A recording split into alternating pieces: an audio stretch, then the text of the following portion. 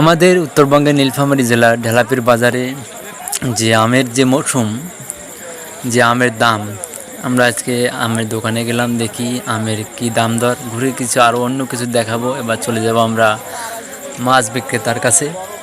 এই যে মাছ, এটা হলো আপনার সমুদ্রের মাছ।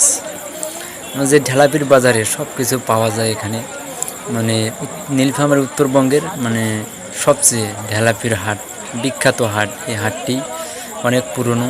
আমরা চলে যাব, দেখি সামনে আর কি পাওয়া যায়। চতুর্দিক দেখা যাচ্ছে মানে অনেক জনবল, জ্যাম লেগেছে। এই হাটটি সপ্তাহে 2 দিন হয়, শুক্রবার এবং মঙ্গলবার। অনেক ঐতিহ্যবাহী হাট।